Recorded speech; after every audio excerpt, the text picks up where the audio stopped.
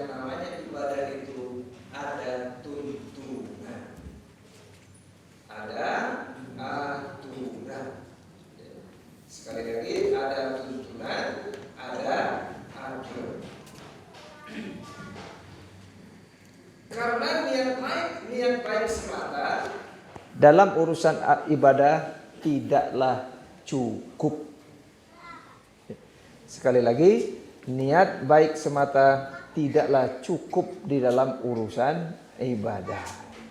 Maka para ulama itu menyusun sebuah kaidah agar kita mudah memastikan ini adalah ibadah atau ini bukan ibadah.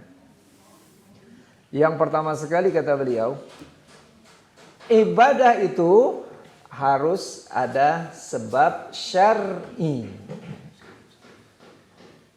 Apa Bu? Sebab syar'i. Setan mah ada gitu. Jadi kalau kita masuk masjid tadi semangat, tiba-tiba di masjid ngadadak tunduh. Aneh. Tadi kita mau masuk masjid semangat, begitu dengar innal hamdalillah, nah tunduh ya. Karena pertempuran kedua akan dimulai. Setan akan menggoda kita untuk tidak konsentrasi. Maka kita harus paksakan untuk tetap konsentrasi. Jadi yang pertama, ibadah itu harus ada sebab syar'i. Yang kedua, ibadah itu harus ada kaifiyat. Apa Bu? Tata cara. Yang ketiga, ibadah itu harus berkaitan dengan waktu. Harus ada waktunya. Yang keempat, ibadah itu berkaitan dengan jumlah. Yang kelima, berkaitan dengan bilangan. Yang berikutnya keenam berkaitan dengan jenis. Yang berikutnya berkaitan dengan tempat. Hafal Bu? Pertama sebab syar'i, yang kedua kaifiyat, yang ketiga waktu, yang keempat bilangan, yang kelima tempat, yang keenam jenis.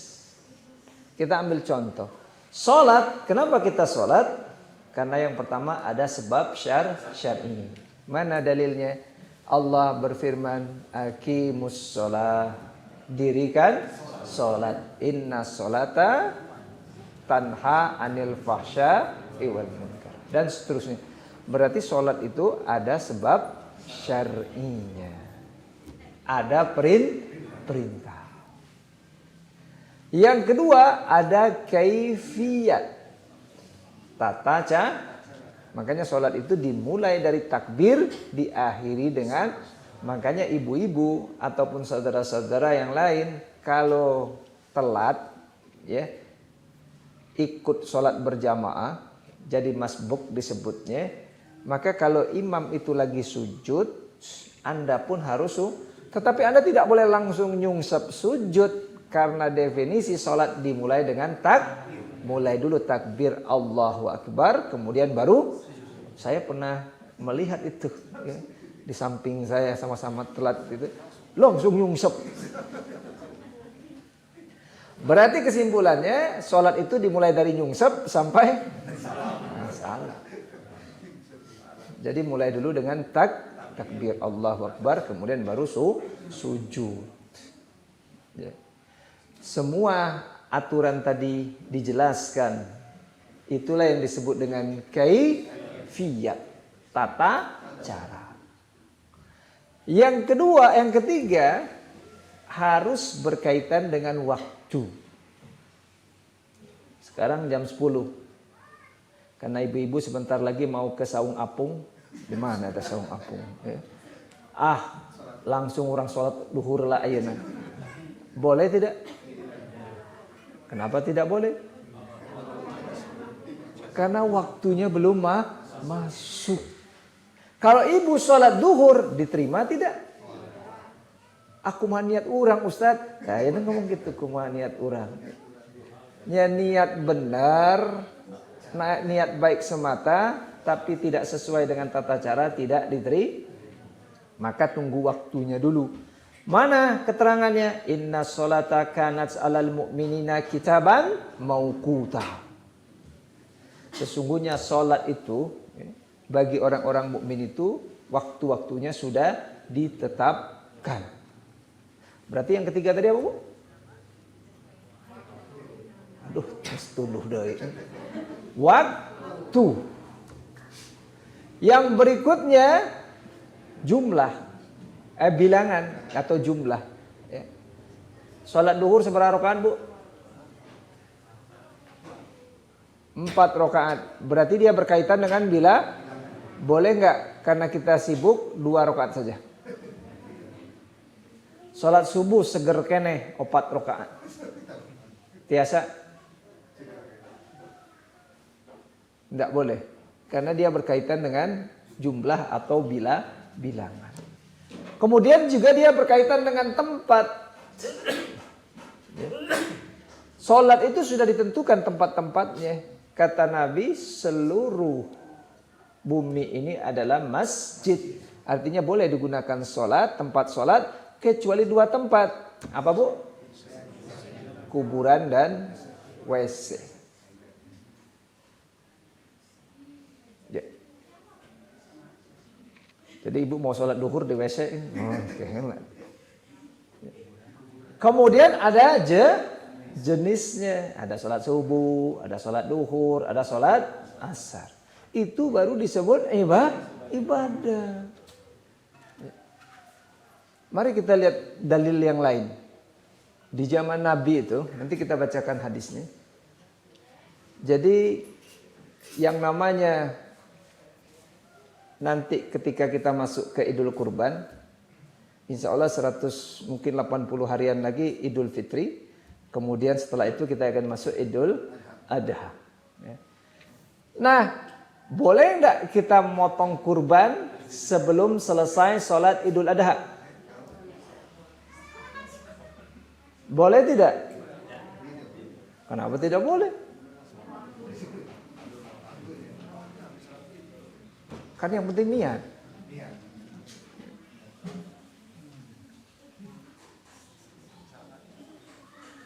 Tidak boleh.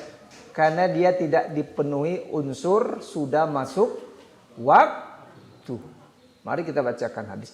Ternyata di zaman para sahabat juga ada seorang sahabat yang dia memotong 2 ekor kambing itu sebelum selesai sholat Idul Adha. Dengan beranggapan agar dia mengatakan ini kan hari makan minum. Saya pengen memasak daging kurban saya lebih pagi. Apa jawaban Nabi? Saya kata Nabi, itu hanya sekedar kurban daging biasa. Bukan kurban yang sekedar makan daging biasa, bukan daging kurban yang diajarkan di dalam syariat. Kita baca hadisnya. Nabi SAW menyampaikan khutbah pada hari raya. Jadi sekali lagi, kalau hari raya Idul Fitri, Idul Adha itu Nabi itu yakhruju ilal musalla. Beliau berangkat menuju musalla, tempat yang luas. Kalau nggak ada tempat yang luas, ya bolehlah di buruan masjid. Asal luas. Tapi kalau masih ada tempat yang luas, maka Anda nggak punya rukhsah untuk berada di buruan masjid. Kenapa? Karena Nabi itu yakhruju ilal musalla. Beliau keluar menuju. Kita tidak boleh terprovokasi. Artinya terprovokasi itu asami wae. Nu penting orang salat. Kita ini umat Muhammad. Kita ingin mendekati sedekat-dekatnya apa yang dikerjakan oleh Muhammad. Karena kita sudah sampaikan Muhammad nanti jadi saksi di yaumil akhir. Nanti ketika kita sholat misalkan di buruan, Nabi saksi, kamu sholat di mana? Ini sangat jelas. Nabi jadi saksi. Dalam ayat yang lain, laqad kana lakum fi Rasulillahi uswatun hasanah. Sungguh telah ada pada diri Muhammad itu suri tauladan yang baik.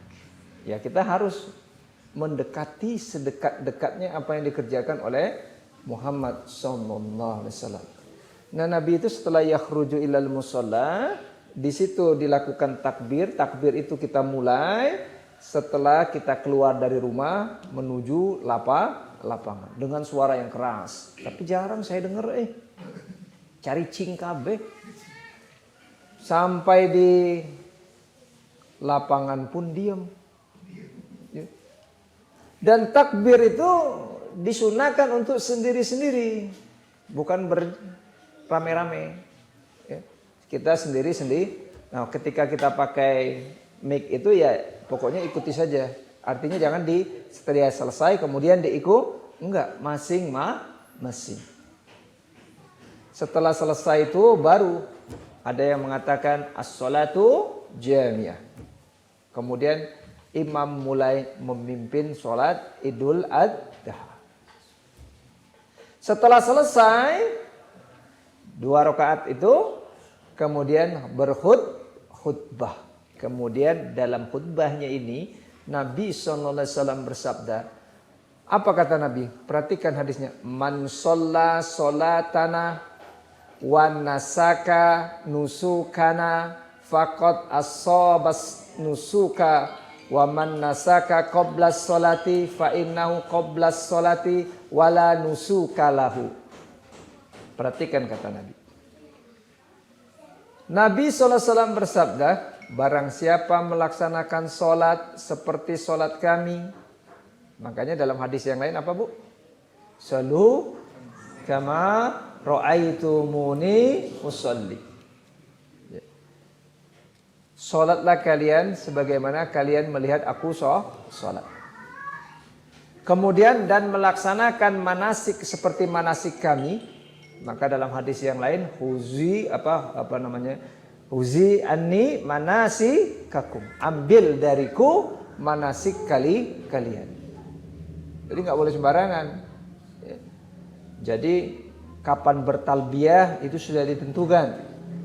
Ketika kita mulai masuk ke miqat, di situ ada talbiyah. Ini mulai dari rumah sudah latihan Ustadz sana. Oh, latihan. Dan barang siapa menyembelih kurban sebelum sholat, berarti dia melaksanakan sebelum sholat. Tuh kata Nabi seperti tadi. Di situ dikatakan man sholat sholatana wa nasaka nusukana faqad asaban nusuka wa man nasaka qabla sholati. Barang siapa yang menyembelih kurban sebelum sholat, fa innahu qabla sholati wala nusuka lahu. Berarti dia belum melaksanakan kurban. Kemudian faqala Abu Burdah bin Niyarin. Nah, ada seorang sahabat yang bernama Abu Burdah bin Niyar, itu pamannya Al-Bara bin Azib. Dia berkata, apa katanya? Ya Rasulullah, fa inni nasaktu syatti. Fa inni nasaktu syatti. Qablas sholati wa araftu annal yauma yaumu aklin wa syurbin. Wahai Rasulullah, aku telah menyembelih 2 ekor kambing sebelum sholat. Dan yang aku ketahui bahwa hari ini hari kita bergembira dengan makan dan minum. Wa ahbabtu an takuna syati awwala ma yusbahu fi baiti. Fasabahtu syati. Dan aku menyukai bila 2 ekor kambingku itu menjadi yang pertama kali disembelih di rumahku. Ya. Lalu aku memasaknya dan menikmatinya sebelum aku berangkat untuk sholat. Fatagaddaitu qabla an atiyas sholatah. Aku memasaknya dan menikmatinya sebelum aku berangkat untuk sholat. Apa kata Nabi? Perbuatan yang dilakukan sahabat yang menyembelih hewan kurban sebelum selesai orang melaksanakan sholat duha. Idul Adha. Qala syatuka syatul lahmin.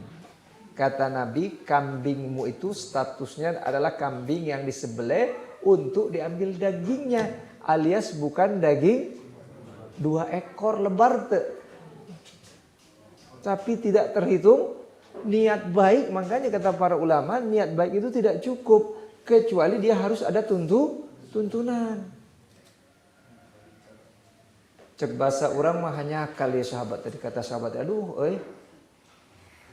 padahal 2 ekor ini udah disiapkan untuk sementara orang lain miara kambing bukan untuk dikurbankan, untuk dijual. 10 ekor dijual kabeh. Ditanya, "Ai akang teu kurban?" Abdi mah ngicalan nungkul. Jeung anehna dipeser ku urang, "Meser Kang tah hiji nu gede tah." Kadeknya huluna keur abdi. Masya Allah tah si akang. Boga kambing 10 diicalan nungkul hiji atuh keur kurbaneun. Malah ketika kita beli, ini pengalaman saya, ketika saya beli, orang tadi minta kepalanya untuk saya nih Ustaz. Innalillahi wa inna ilaihi. Ya jelema model kieu. Jadi nanti kamu di yaumil akhir ditanya oleh Allah, ai maneh ngukut kambing jeung kambing wa iraha? Ada yang pinter menjawabnya seperti ini. Kan kita juga membantu orang beribadah Ustaz. Dengan membantu orang beribadah kita kasih kemudahan, kita pun dapat paha. Waduh dasar jelema.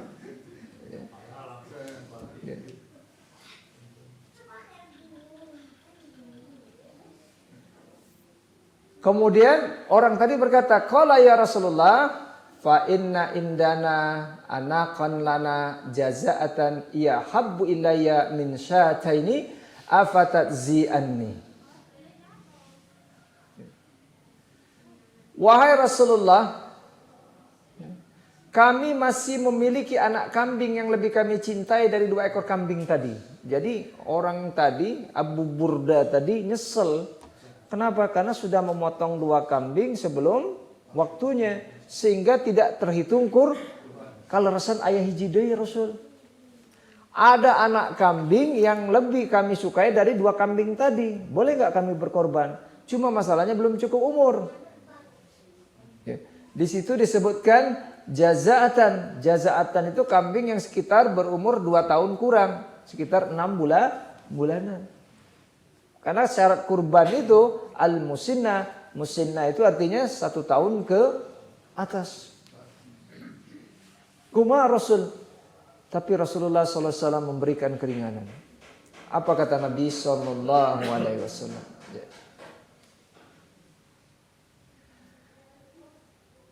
Qala na'am. Walan tadzia an ahadin ba'daka. Kata Nabi boleh.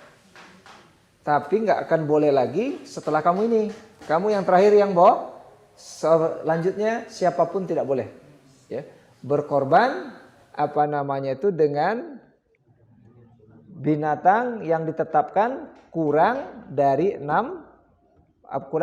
tahun. Karena Nabi dengan tegas ya, di dalam hadisnya menjelaskan ciri hewan kurban. Makanya tadi kan ada jenis ciri hewan kurban yang boleh dikurbankan. Ya. Maka dalam hadis sudah sangat jelas ya, Rasulullah SAW bersabda, "Inna awwala ma nabda'u bihi fi yaumina hadza nusalli tsumma narji'u fananharu." Rasulullah SAW bersabda, pekerjaan yang mula-mula kita lakukan hari ini ialah sholat. Sesudah sholat kita pulang lalu menyembelih kurban.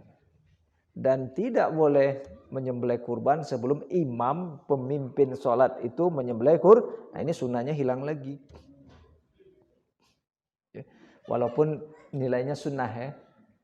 Artinya kalau saya jadi imam, saya dulu yang mendahului. Tapi ada juga yang mendahului. Makanya perlunya jadi panitia dikumpulkan. Ya, kalau misalkan kita motongnya masing-masing ya nggak tahu di mana ini kita sholatnya gimana gitu kan. Artinya masalah pembagian daging terserah mau dibawa KB kek, nggak ada masalah. Tapi sunnahnya harus kita lakukan. Ya, kita sembelih, didahulukan, kemudian silakan potong. Mau potong sekaligus mah, cuma disunnahkan juga pemilik kurban memotong kurbannya sendiri itu sunnah.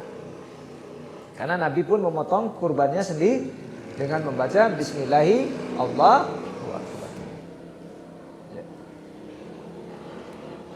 Nah, kemudian Nabi bersabda, "Faman fa'ala dzalika faqad asaba sunnatana wa man zabaha fa innama huwa lahmun qaddamahu li ahli laisa min nusuki fi syai'in." Siapa yang melakukan seperti itu, sesungguhnya dia melaksanakan sunnahku dengan tepat. Namun siapa yang menyembelih kurban sebelum salat Id, itu hanya merupakan daging yang biasa diberikan kepada keluarganya dan tidak merupakan kurban sama sekali. Rugi nggak, Bu? Ante rugi, yang penting dahar dagingnya. Rugi. Beda, Bu ya. Kita makan daging dengan kita menyembelih hewan itu untuk dikurbankan di jalan di syariat Allah Subhanahu wa taala. Beda. Ya. Dan yang namanya kurban, carilah yang terbaik. Ya, kalau nggak ada ya apa boleh buat. Ya, karena prinsip dasar Islam, kalau nggak bisa semua, jangan tinggalkan. Tapi kalau kita mampu, yang terbaik. Jadi kalau kita datang ke pasar domba, kita keceng itu kambing nu gede. Ya nelangan nu begang. Aduh, ya mana nu begang aja. Aduh, ya. Iya, hayang kurban kan yang anu begang. Sesuai dengan kemampuan uang, Ustaz. Iya, tetap aja kita keceng dulu. Karena kan dinilai niat. Ya Allah, niat saya sih pengen gede eta, tapi kemampuan kesam, insya Allah akan dihitungnya lain. Ya emang ecengna mana kambing kacang deh. Karena ada yang kemarin juga, ngomong. Masa sih eta bawa kurban begangnya letik deh. Kemudian itu aturannya, jadi dikasih. Jadi ibadah itu berkaitan dengan waktu, nggak sembarangan. Kemudian dijelaskan lagi, Nabi SAW bersabda, la tasbahu illa musinnatan, illa ayyasura alaikum fatasbahu jaza'atan minad do'ni. Jangan kamu sembelih hewan untuk berkorban, melainkan hewan yang telah dewasa, al-musinnah. Jika itu sulit kamu peroleh, sembelihlah jaza'atan tadi.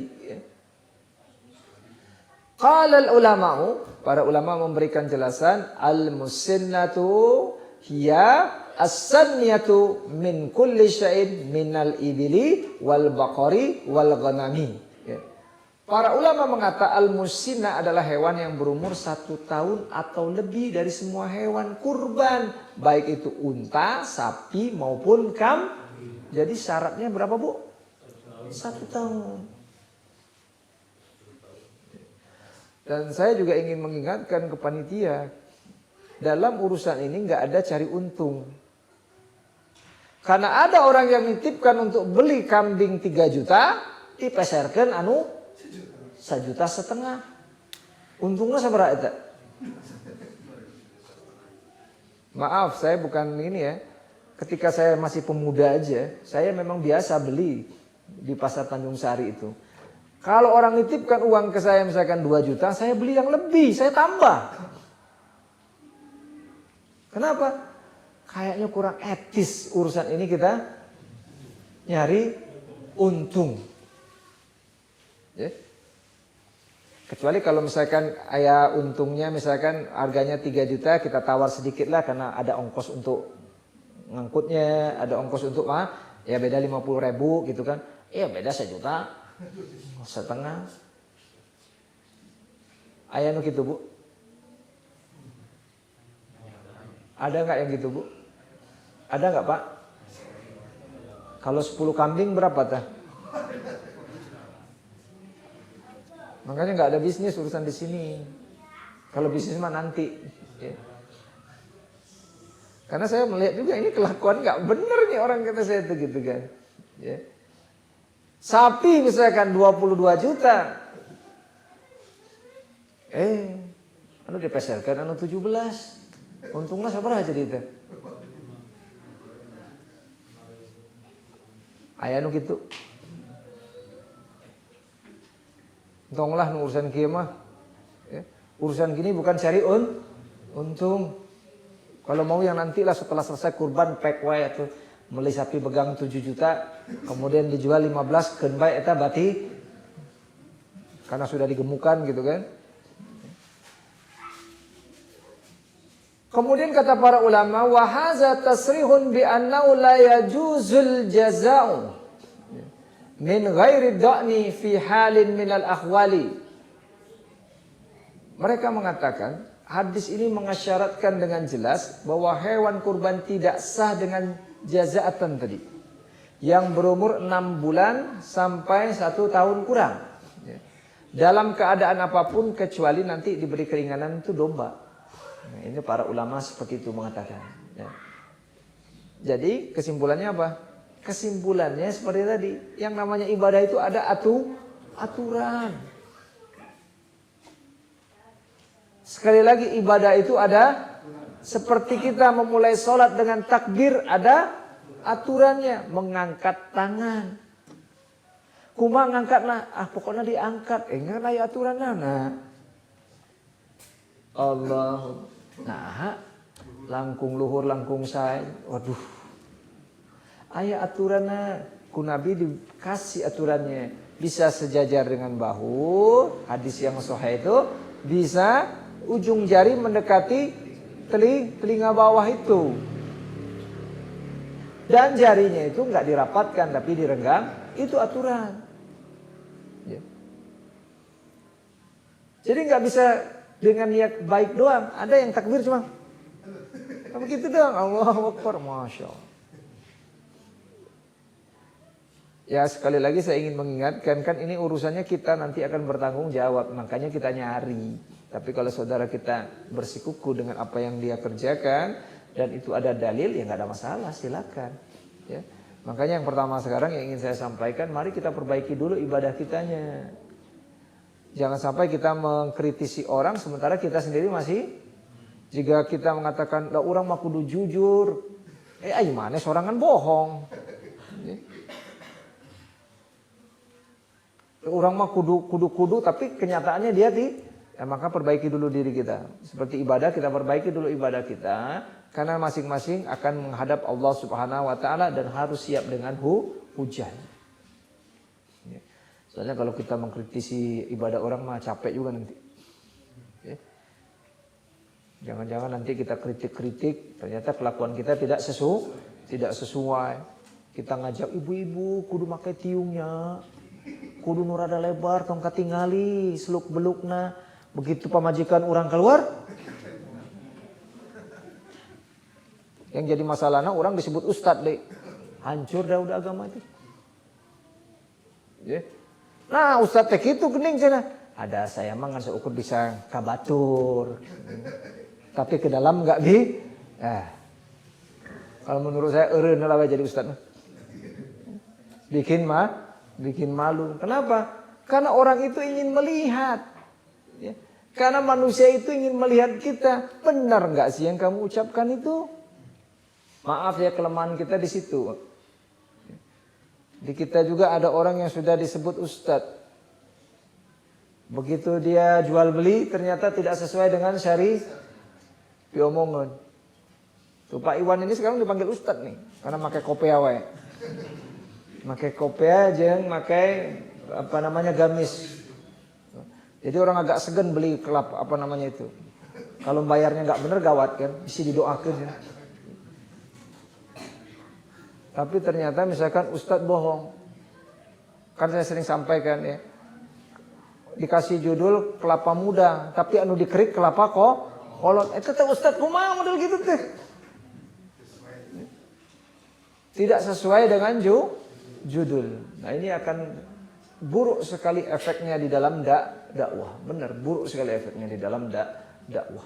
Apalagi seperti tadi, Anda titipkan uang ke saya misalkan beli hewan kurban, ternyata gitu saya sampaikan, tak iya hewan, kata misalkan Pak Iwan, Pak Ustadz sabar eta pangosna 1,5 wan. Cek Iwan 1,5 model kieu paling gak 1.700.000 itu. Kemudian saya dengan pura-pura Allah mawan nggak lihat daging, nggak lihat apa darah, yang dilihat itu takwa manewan. Enggak we, cukup. Bisa we tak Ustaz mah. Lo bating dalil tak Ustaz tapi kelakuannya. Justru begitu Iwan tawan 3,5. Allah kata Iwan kemarin saya mah ke pasar nukia teh 4 juta hargana teh. Nah Ustaz teh bisa mawa nukia tuh. Itu kudu nama. Jadi banyak oknum nanti kan. Orang yang melakukan amalan tanpa tuntunan benar-benar merugi. Amalannya sia-sia belaka. Dan tidak diterima oleh Allah Subhanahu wa taala. Allah Subhanahu wa taala telah mengingatkan di dalam surat Al-Kahfi, ya, bagaimana ada sebagian manusia yang rugi dengan usaha dengan amalan yang sudah mereka lakukan, ternyata amalannya tidak diterima oleh Allah Subhanahu wa taala. Allah Subhanahu wa taala berfirman di dalam surat Al-Kahfi ayat 103. A'udzu billahi samil alim minasyaitonir rajim. Qul hal nunabbi'ukum bi aksarina a'mala allazina dalla sa'yuhum fil hayatid dunya. Katakanlah, apakah akan kami beritahukan kepadamu tentang orang-orang yang paling merugi perbuatannya, yaitu orang-orang yang telah sia-sia perbuatannya dalam kehidupan dunia, sedangkan mereka menyangka bahwa mereka telah berbuat sebaik-baiknya. Sudah habis waktu seperti sahabat tadi kan. Nunggu 1 tahun lagi kan. Ya. Untung ada persiapan. Ayo orang persiapan. Sudahlah habis waktu, habis tenaga, ternyata tidak diterima. Ya, maka kita rugi kalau seperti itu. Makanya Allah berfirman allazina dalla sa'yuhum fil hayatid dunya, yaitu orang-orang yang telah sia-sia perbuatannya dalam kehidupan dunia. Ibnu Katsir menjelaskan maksud ayat ini amilu a'malan batilatan ala ghairi syariatin masyru'atin mardiyatin makbulatin. Maksudnya kata beliau karena amal-amal mereka batil, tertolak. Bukan pada jalan yang diperintahkan oleh syariat. Bukan berada pada jalan yang diperintahkan oleh syariat. Jadi Anda nggak boleh mengatakan yang penting niat. Kan banyak jalan menuju Sumedang. Ya, kan gitu jawabannya sok itu aja.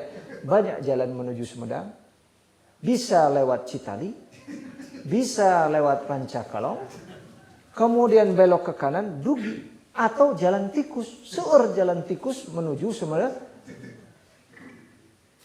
Mohon kan ya cek panitia, ya ini kan pertandingan maraton ya. Cek panitia, jalan yang sah itu dari sini turun ke bawah sampai Citali belok kiri, pokoknya nuturkan jalan ke Gede sampai ke alun-alun semua Sumedang. Cek panitia gitu. Ai kamu lewat Rancakalong. Kumaha? Dugi? Ada juga yang naik mobil. Sampai dulu. Begitu dia sampai, nomor 1. Kan gitu. Nomor 1? Nomor hiji. Cek panitia. Ai mana kanan naon ya? Mobil. Coret. Coret. Makanya nggak boleh kita mengatakan jalan-jalannya banyak. Iya, tergantung panitia. Kecuali panitia mengumumkan silakan jalan manapun, yang penting siapapun yang paling cepat datang ke alun-alun, mau naik apapun silakan. Eta baru resmi. Baru resmi aturannya. Soknya orang pagancang-gancang wan. Jigana pakai motor ereking. Biar batur kegandengan kan suaranya.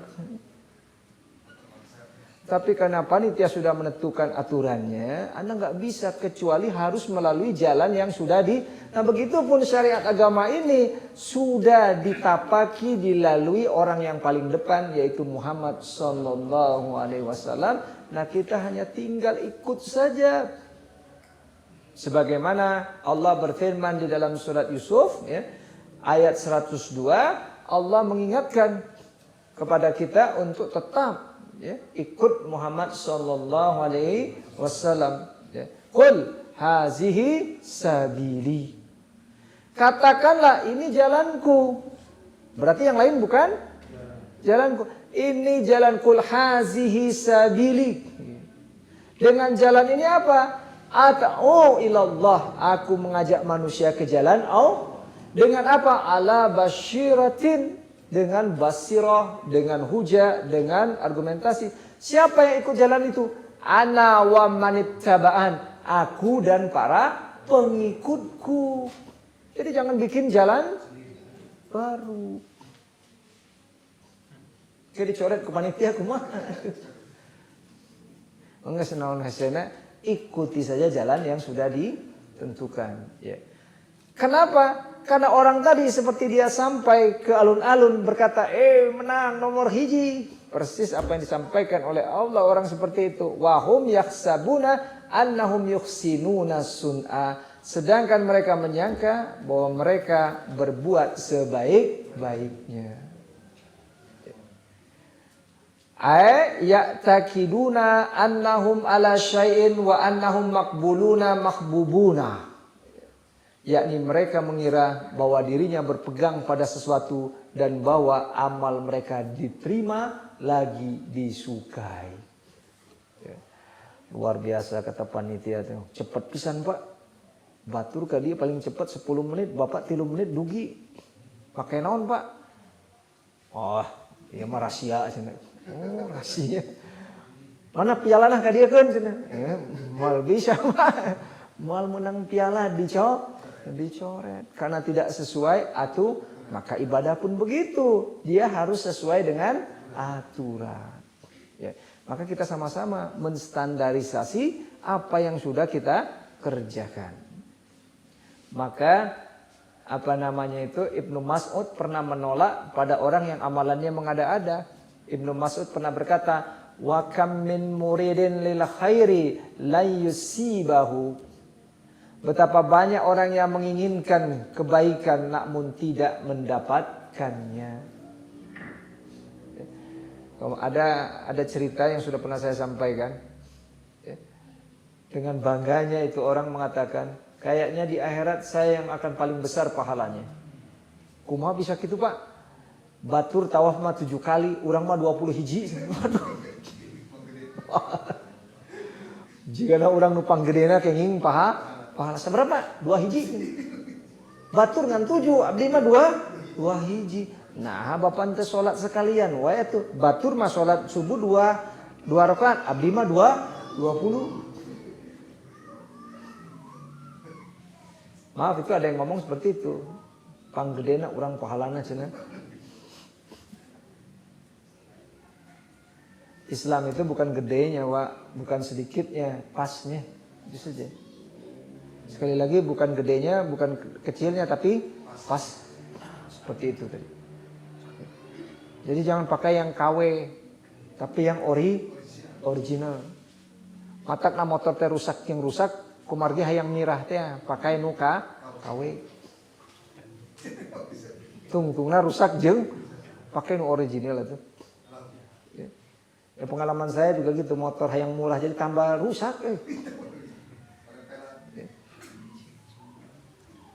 Makanya di dalam hadis Bukhari nomor 20 itu dijelaskan Nabi SAW bersabda, man akhdasa fi amrina hadza ma laitha minhu fahuwa raddun. Barang siapa membuat satu perkara baru dalam agama kami ini yang tidak ada asalnya, maka perkara tersebut tertolak. Raddun. Sekali lagi saudaraku yang dimuliakan Allah Subhanahu wa taala, kita tidak mengkritisi amalan orang-orang saudara-saudara kita. Kita kritisi amalan kita sendiri saja. Apakah amalan yang sudah kita kerjakan ini sesuai? Enggak, itu saja.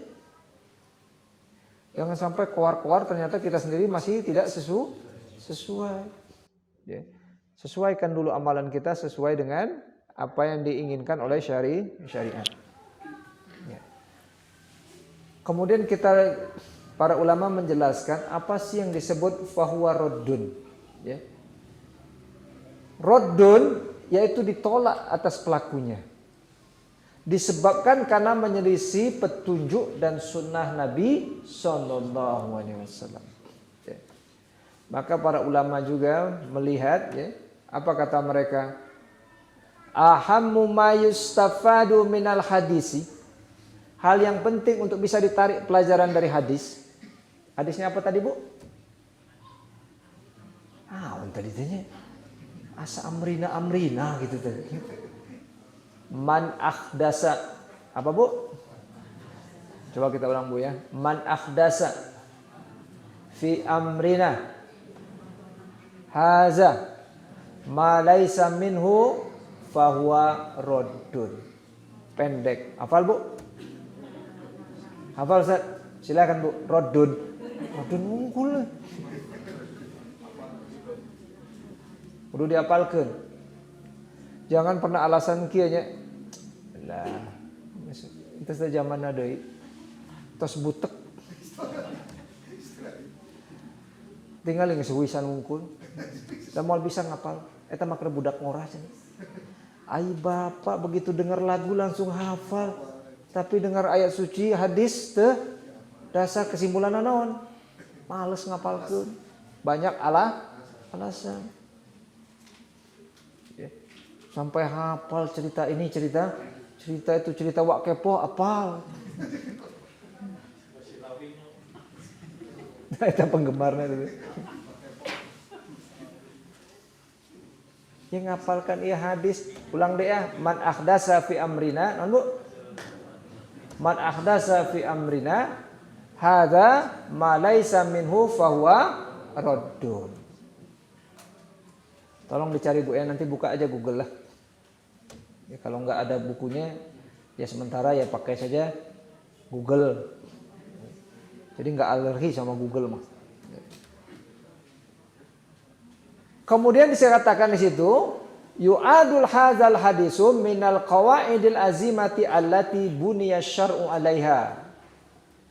Hal yang paling penting untuk ditarik pelajaran dari hadis ini dianggap salah satu prinsip besar yang mana syariat dibangun atasnya.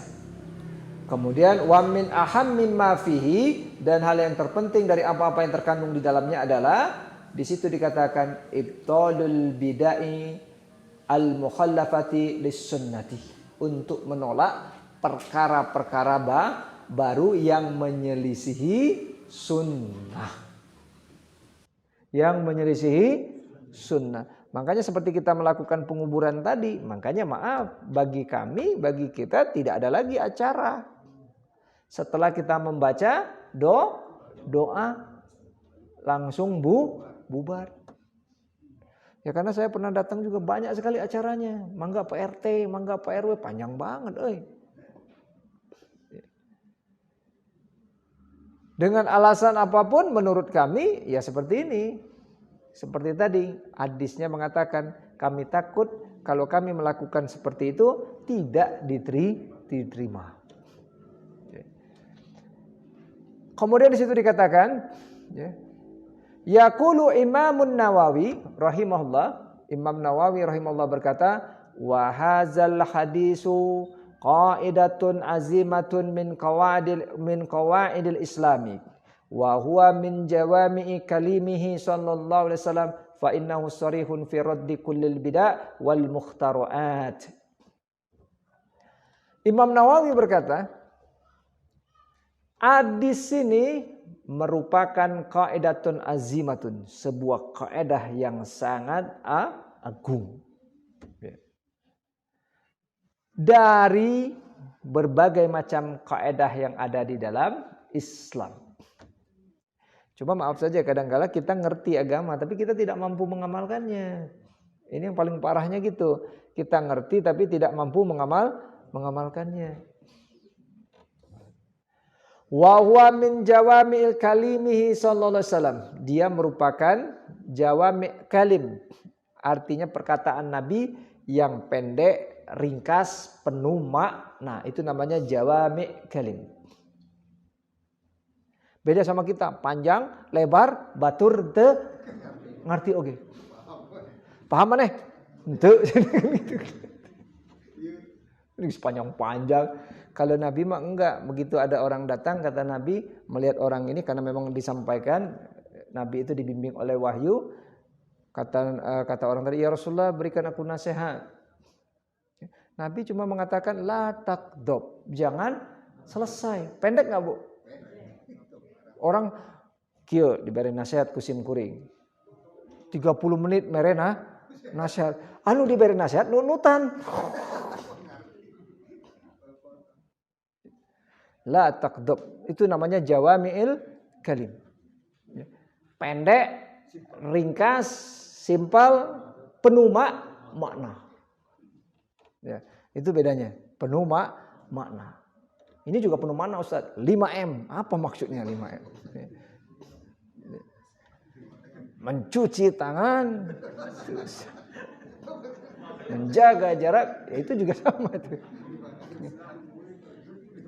Dan itu juga termasuk yang pendek, ringkas, penuh makna itu. Cuma nggak amalkan. Bingung saya juga gitu kan. Fa innahu sarihun fi raddi kullil bid'ah wal mukhtara'ati. Dan hadis ini sudah sangat jelas untuk menolak segala perkara-perkara baru dan yang diada-adakan. Kan seperti tadi kan diada-adakan. Ya, misalkan sambutan RT, RW gitu kan. Yang paling parah lagi ketika kita menguburkan jenazah malah mawa dupa. Menyan. Jadi bingung orang itu Islam bukan sebenarnya. Ya. Ayah lagi begitu ada orang yang mati cari hayam. Karena ona tacena teh. Aduh jelema teh sebenarnya agama kamu teh apa sebenarnya? Ya. Kalau kita agama Islam ada nah makanya kita ini karena kurang mau belajar, akhirnya kita pakai tuntunan orang lain.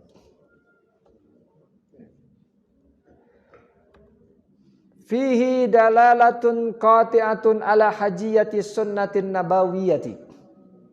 Kemudian kata para ulama pensyarah hadis ini mengatakan, dan hadis tersebut terdapat petunjuk yang pasti atas legalitas sunnah nabawiyah. Wa anna hukmun alal ibadati qabulan wa raddan. Karena sesungguhnya hadis Nabi yang tadi itu merupakan hukum ya, bagi setiap urusan berbagai macam ibadah. Apakah urusan berbagai macam ibadah tadi qabulan wa raddan, diterima atau ditolak. Yaqulu al-alamatu Ibnu Rajab al-Hambali. Imam Ibnu Rajab al-Hambali ya, berkata seperti ini. Wa hadzal hadisu aslun azimun min usulil Islam wa huwa kal mizani lil a'mali fi zahiriha. Beliau rahimahullah berkata, hadis ini aslun azimun, pokok yang sangat agung.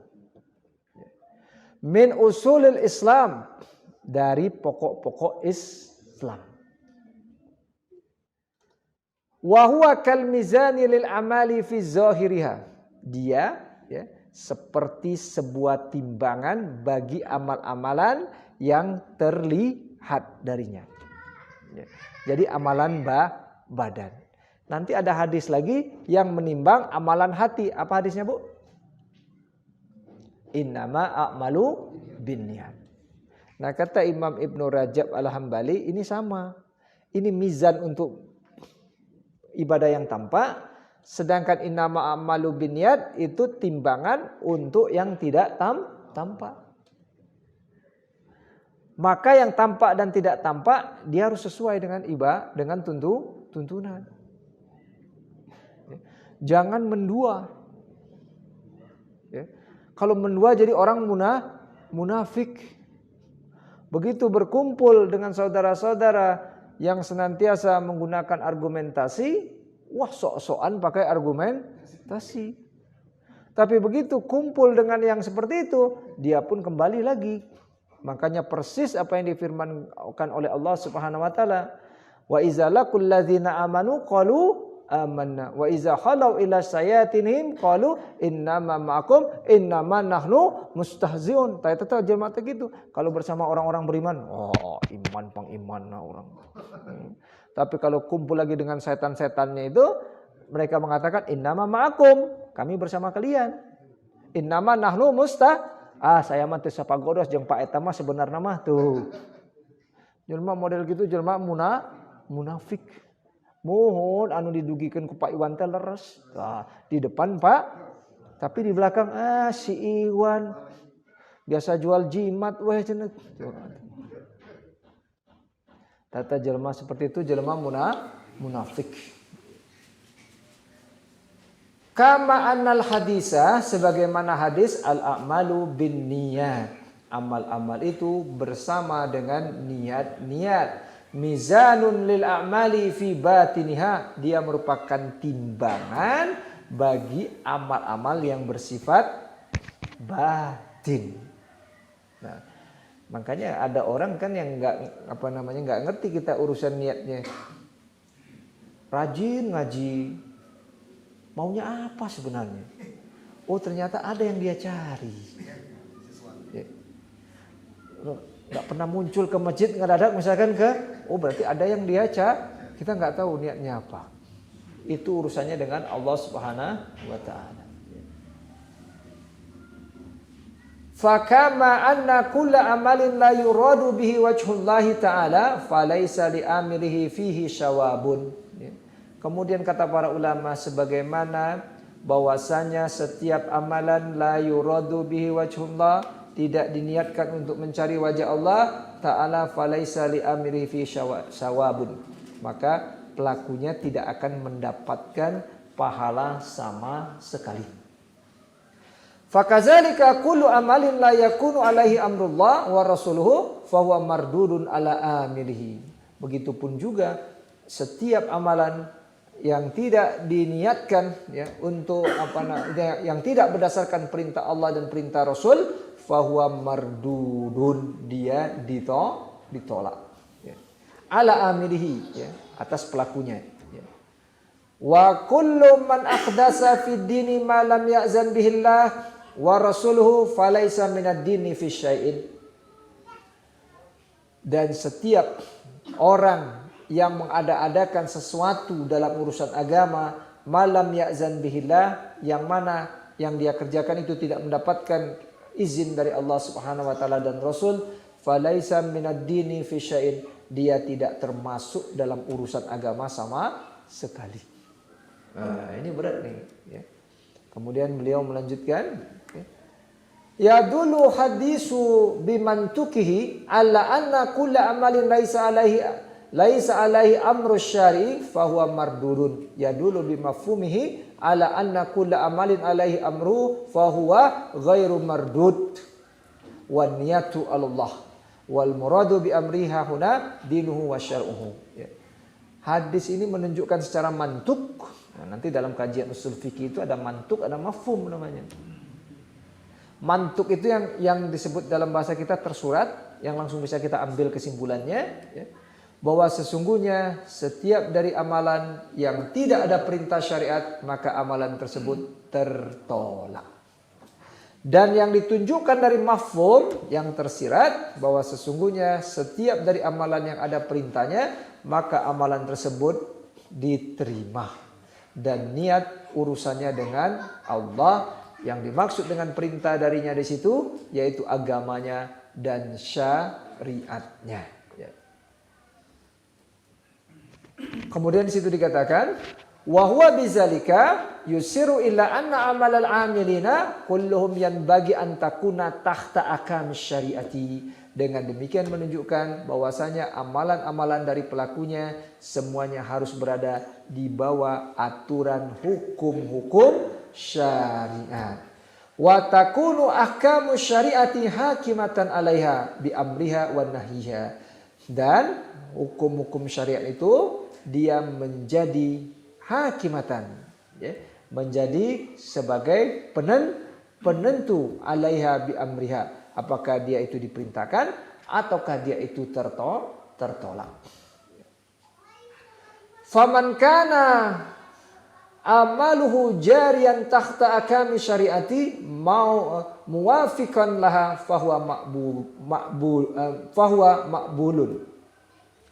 Barang siapa yang amalannya itu jariyan tahta akami syariati, ya, tahta akami syar'i, barang siapa yang amalannya itu berada sejalan di bawah hukum-hukum syariat, muwafiqan laha, dan berkesesuaian, fahuwa maqbulun, dia diterima. Wa man kana kharijan an zalika fahuwa mardudun, dan barang siapa yang amalan-amalannya tadi kharijan, keluar, ya, dari aturan-aturan syariat tadi, fahuwa mardudun, dia ditolak. Nah, ini sangat luar biasa hadis ini. Artinya kesimpulannya kata para ulama, ketika kita ingin memulai satu ibadah, siapkan dulu payung payung hukum, Ustaz, gitu. Payung hukum. Makanya kalau kita sholat, nah urang takbir kieu tak ieu payung hukumna. Nah kudu tukmanina tak ieu payung hukumna. Jangan sotoy. Siapkan dulu payung hukumnya supaya amalan kita itu makbulun, tidak mardudun, diterima, bukan ditolak. Ya, mudah-mudahan Allah Subhanahu wa taala memberikan kita kekuatan untuk senantiasa tidak memulai sesuatu kecuali ada payung hukumnya. Itu yang bisa saya sampaikan. Mudah-mudahan ada manfaatnya. Kalau ada kesalahan mohon dimaafkan. Sebelum ditutup, ada pertanyaan, silakan. Maka.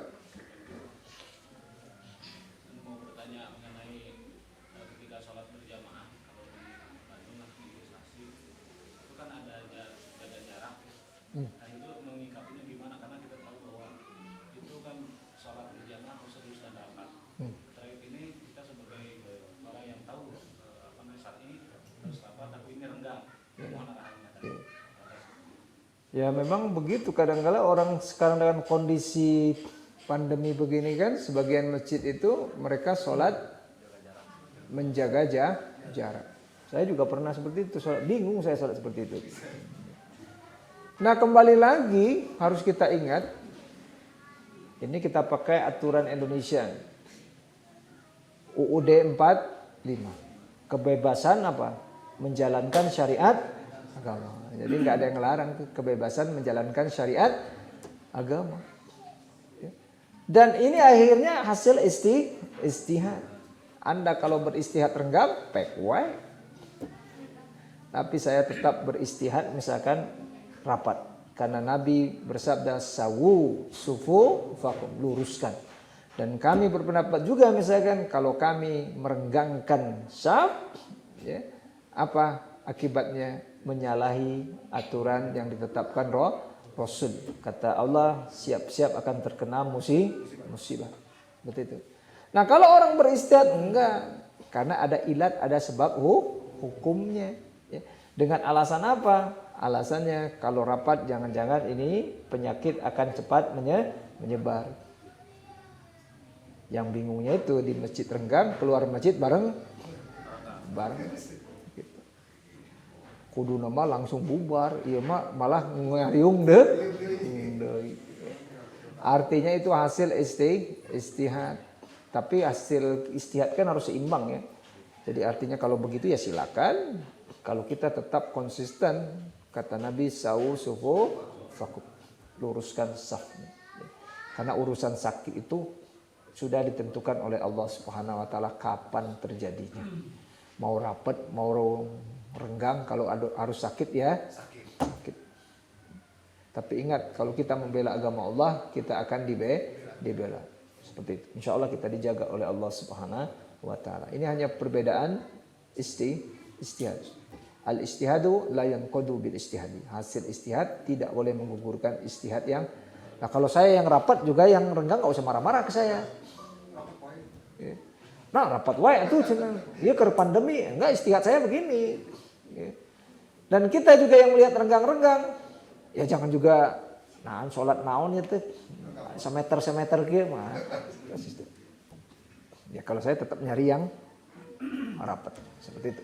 Ada lagi saya? Ya Bu, silakan.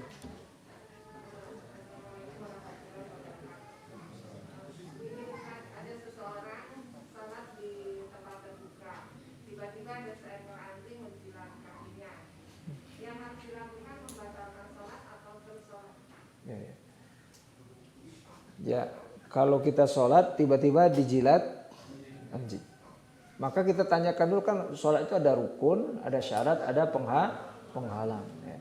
Syarat sholat itu salah satunya apa? Ya. Berwudu. Ada rukun, ada syarat, ada penghalang. Rukun itu yang di dalam definisi, kemudian syarat itu yang di luar yang di luar definisi itu wudu. Maka wudu itu merupakan syarat. Kalau yang mulai dari salam sampai ke dalam itu namanya rukun. Ya. Nah, la sholata liman la wudu'a lahu. Tidak ada sholat bagi orang yang tidak berwudu.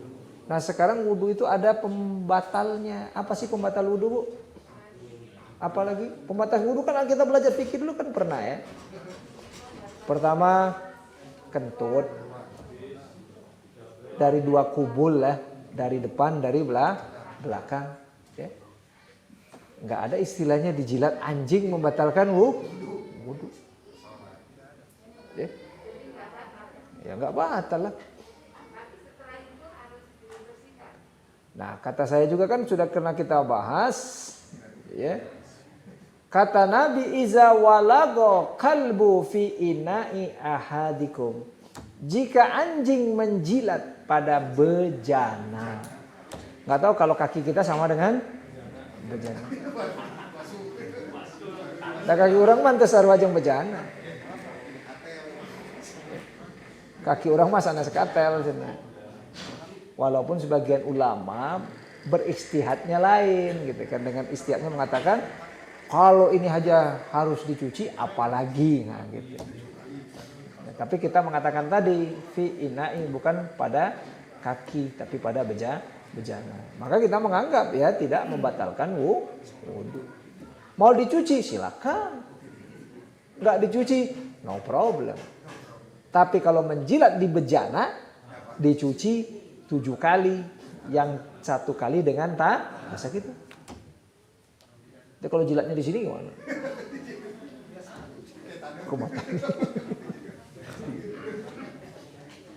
Ya itu beda ya, beda istihad lagi gitu kan.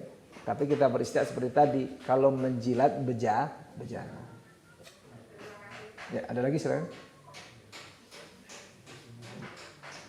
Ya kalau nggak ada itu saja, mudah-mudahan ada manfaatnya. Memang kalau udah urusan fikih itu pasti ada perbedaan pendapat. Kembali lagi kita al-istihadu la yanqadu bil istihadi. Hasil istihad tidak boleh digugurkan dengan istihad yang lain. Kalau ada saudara yang seperti itu ya mah nggak wae. Kalau kita seperti itu. Jangan sampai hubungan kita sesama muslim jadi renggang gara-gara soal itu tadi. Ustadz ngukut anjing, wah ya. Aneh Ustadz ngukut anjing teresep ke Ustadz, tapi begitu ada Idul Kurban Ustadz jangan lupa kepala nanya, cuma kumaha gimana. Ya, itu saja, mudah-mudahan ada manfaatnya. Kalau ada kesalahan mohon dimaafkan. Aqulu qauli hadza wa astaghfirullaha li wa lakum. Assalamualaikum warahmatullahi wabarakatuh.